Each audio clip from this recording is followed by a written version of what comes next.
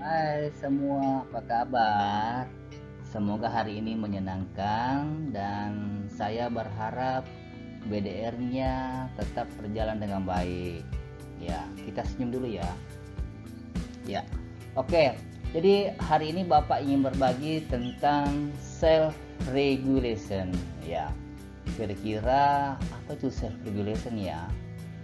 Oke, kita akan sebelum itu mari kita tetap mencegah diri dari penyebaran COVID-19 dengan cara menggunakan masker, mencuci tangan dengan sabun dan air mengalir, dan menjaga jarak 1,5 meter.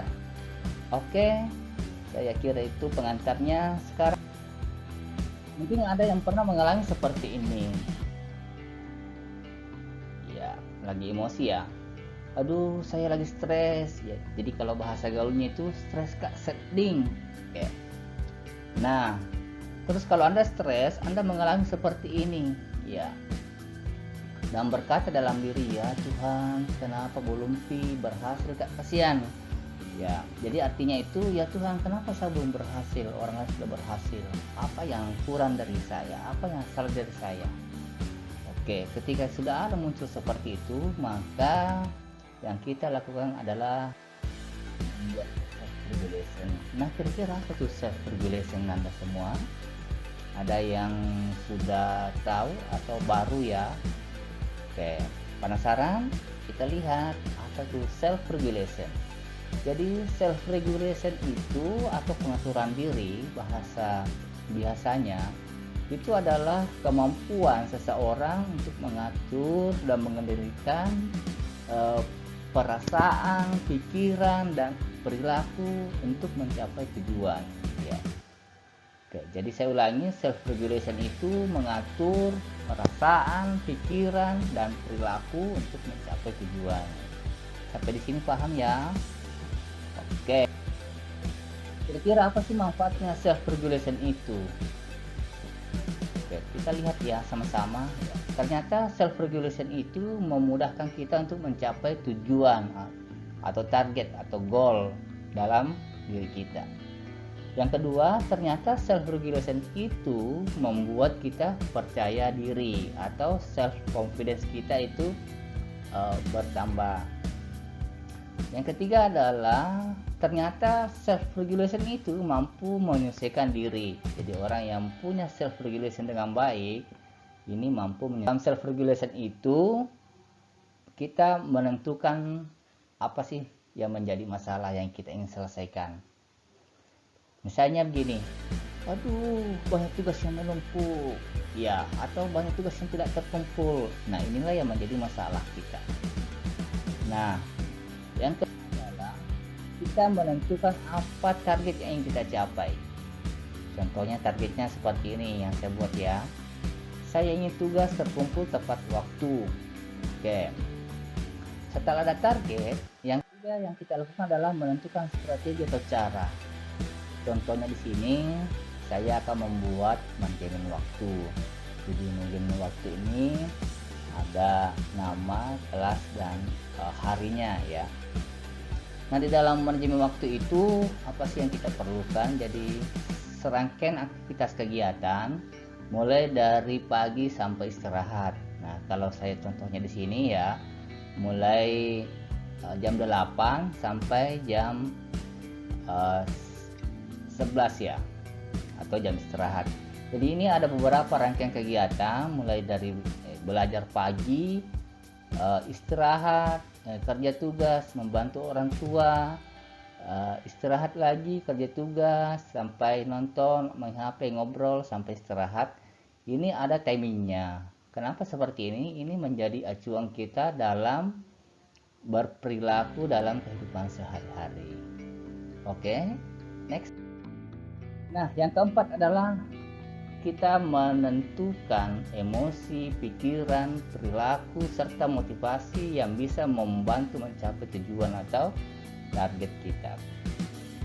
Misalnya begini, ya, ini adalah emosi positif ya. Saya akan bahagia jika dapat mengerjakan tugas tepat waktu. Saya yakin Anda pun bahagia jika mengalami hal seperti ini ya. Yang kedua, pikiran kita mengatakan, saya yakin bisa mengerjakan tugas ini tepat waktu. Oke. Yang keempat adalah, saya akan kerja tugas sesuai dengan jadwal yang telah saya buat. Nah, motivasi kita apa? Motivasi kita adalah orang lain bisa, maka saya pun bisa. Oke. Next. Nah, yang kelima adalah menentukan reward atau ganjaran dalam diri sendiri. Misalnya jika berhasil ya, jika saya berhasil mengerjakan tugas tepat waktu, maka saya akan sujud syukur ya. Oke. Jika belum berhasil, maka saya akan mengerjakan di waktu lain dan bersedia dapat marah dari orang tua dan guru. Oke. Yang keenam adalah lakukan evaluasi. Evaluasinya apa ya? Evaluasi yang kita buat sebenarnya ada checklist. Ini adalah contoh checklist yang saya buat. Ada nama tugas dan targetnya, ada keterangannya. Misalnya bahasa Indonesia, target saya itu Senin tanggal 21 bulan 9 2020. Nah, kalau selesai maka saya akan checklist di sini selesai. Kalau belum selesai ya saya akan checklist belum selesai, dan seterusnya. Oke. Yang terakhir adalah bagaimana mengevaluasi hasilnya. Nah, evaluasi hasil itu ada dua ya, ada berhasil dan ada yang belum berhasil. Kalau belum berhasil, kalau sudah berhasil maka eksplorasi dalam diri kita, kenapa bisa berhasil? Ya, saya berhasil karena tidak pernah menunda pekerjaan. Ya, saya berhasil karena fokus ke tujuan. Saya berhasil karena motivasi saya tinggi. Saya berhasil karena mendapat dukungan keluarga, teman, sahabat atau teman akrab. Ya. Nah, ini adalah analisanya kalau kita berhasil misalnya ya. Terus bagaimana membuat analisa ketika kita belum berhasil? Ya, kita introspeksi diri lah. Ya, misalnya begini. Saya itu belum berhasil karena memang sering masih menunda-nunda tugas. Yang kedua, saya kurang motivasi. Ya, yang ketiga, saya memang baru pertama membuat namanya self regulation. Terus yang keempat adalah saya kurang mendapat dukungan dari keluarga, teman, ya, dan sahabat. Ya, itu menjadi introspeksi diri kita. Nah, sampai di sini paham ya langkah-langkah membuat self regulation. Nah, ini adalah salah satu contoh format self regulation yang Ananda bisa buat.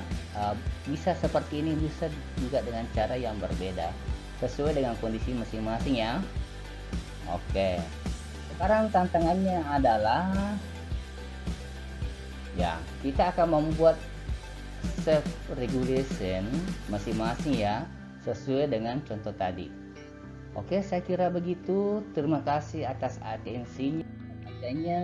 Apabila ada yang ingin ditanyakan, silahkan tanyakan di kolom chat di bawah ini. Sekian dari saya atas nama Munawir, guru BK SMKN 1 Wajo. Assalamualaikum warahmatullahi wabarakatuh.